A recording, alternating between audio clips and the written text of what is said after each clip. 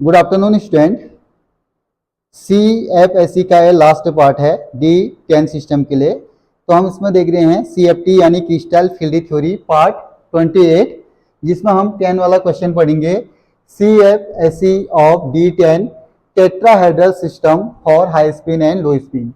D10 में हम देखेंगे हाई स्पिन और लो स्पिन के लिए CFSE निकालेंगे। तो इसमें आपके 10 इलेक्ट्रॉन है, 10 के 10 इलेक्ट्रॉन आपके इक्वल रहेंगे, तो इसकी जो एनर्जी है वो भी क्या आएगी, इक्वल आएगी, जीरो रहेगी बोथ सिस्टम के लिए, हाई स्पिन और लो स्पिन के लिए। एंड D10 के लिए देख रहे हैं 3 ऑर्बिटल आगे DXY, DXZ, DYZ, DX square, Y square and DZ square. Tetrahedral में 3 टॉप में 2 बॉटम में, 3 को T2 से 2 को E से डिनोट करते हैं। इसमें इलेक्ट्रॉन हमने क्लिप कर दिए हैं 1 2 3 4 5 6 7 8 9 10। इसके लिए जो वैल्यू आएगी बेरी सेंटर के लिए ऊपर टॉप में प्लस नीचे माइनस, इसकी वैल्यू आएगी अपोजिट में जितने ऑर्बिटल है, 2 ऑर्बिटल है तो 4 आएगा, इसके अपोजिट में 3 ऑर्बिटल है तो मैक्सिमम इलेक्ट्रॉन 6 आ सकते हैं। अब इसका हम फॉर्मूला देख रहे हैं CFSE is equal to N into T2 plus M into E। N कितना है, number of electron in T2 orbitals 2 4 6 and T2 की वैल्यू है +4 dq। M number of electron in E orbitals 2 4, value of E -6 dq। इस value को इसमें put up कर लेंगे हम। CFSE crystal field stabilization energy N to T2 4 यानी 6 into 4 plus second bracket में M into E, M4, E है -6, ये आ जाएगा 6 इंटू 4 24 -4 इंटू -6 24। CFSE आ गई 0। D10 के लिए हाई स्पिन के लिए 0 आ गई। एंड D10 लो स्पिन के लिए देख रहे हैं जब लिगेंड स्ट्रॉन्ग हो 1 2 3 4 5 6 7 8 9 10।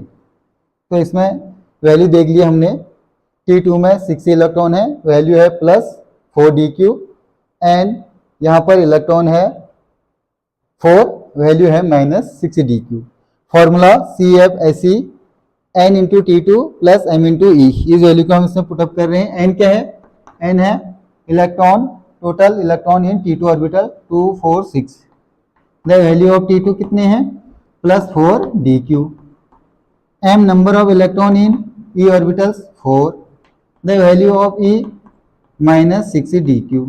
इस वैल्यू को इसमें पुटअप करेंगे फॉर्मूले में CFSE 6 इंटू 4 प्लस 4 इंटू -6 24 -24 यानी CFSE आ गया आपका 0।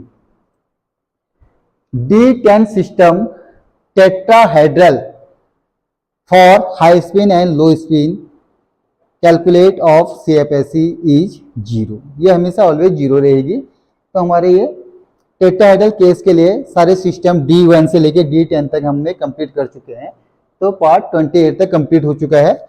इसमें ध्यान ये देना है कि जब कोई क्वेश्चन आएगा, क्वेश्चन आता क्या है BSc 5th सेमेस्टर में, सिंपल सा 6 मार्क्स का क्वेश्चन आएगा, व्हाट इज CFSE। तो आपको CFSE की डेफिनेशन देनी है और कोई भी एक एग्जाम्पल दे देना है, तो एक करेक्ट हो जाएगा। कभी आपको नीचे सिस्टम दिया होगा, उसके लिए पूछेगा कि आप CFSE कैलकुलेट कीजिए, लेकिन ध्यान देना है कौन सा सिस्टम के लिए पूछा है, ऑक्टाहेड्रल पूछा है या टेट्राहेड्रल पूछा है, और साथ साथ में हाई स्पिन के लिए पूछा है, लो स्पिन के लिए पूछा है, ये भी ध्यान देना है। कभी कोई कॉम्प्लेक्स आ जाते हैं, कॉम्प्लेक्स में आपको सबसे पहले क्या करना है, उसकी वीडियो मैंने डाल रखी है यूट्यूब में। सबसे पहले कॉम्प्लेक्स में आपको ऑक्सीडेशन स्टेट निकाल लेना है मेटल का, कोऑर्डिनेशन कंपाउंड का। ऑक्सीडेशन स्टेट निकालने के बाद आपने देख लिया सिस्टम कितने इलेक्ट्रॉन बचे, देन उसके बाद लिगेंड को देखना, हाई स्पिन है लो स्पिन है, ये भी निकाल दिया। फिर उसके बाद देखना है कि लिगेंड में अगर इलेक्ट्रॉन कितना कोऑर्डिनेशन नंबर है। जैसे सपोज करो MnS2O का होल 6 +2 है, तो इसमें आपको CFSE निकालनी है। तो ध्यान देना है H2O 6 है तो ऑक्टाहेड्रल है, और H2O लिगेंड है, वीक लिगेंड है तो लो स्पिन है। ऑक्टाहेड्रल लो स्पिन के लिए निकालने हैं। अब सिस्टम आपको निकालना है, Mn का +2 आ गया, इलेक्ट्रॉनिक कॉन्फ़िगरेशन होता है 3d5 4s2, तो +2 आ गया तो s2 इलेक्ट्रॉन निकल के ये बचेगा 3d5 सिस्टम के लिए। 3d5 system octahedral for high spin, क्योंकि H2O वीक लिगेंड है तो हाई स्पिन। इसी का उल्टा हो जाएगा FeCN का होल 6 -3, तो यहाँ पर CN स्ट्रॉन्ग लिगेंड है, तो आपको स्ट्रॉन्ग लिगेंड के लिए लो स्पिन के लिए निकालना है D6 सिस्टम के लिए। तो ये हो गया, सबसे पहले ऑक्सीडेशन स्टेट निकालनी है, आप इसका स्क्रीनशॉट ले लीजिए। Thank you so much.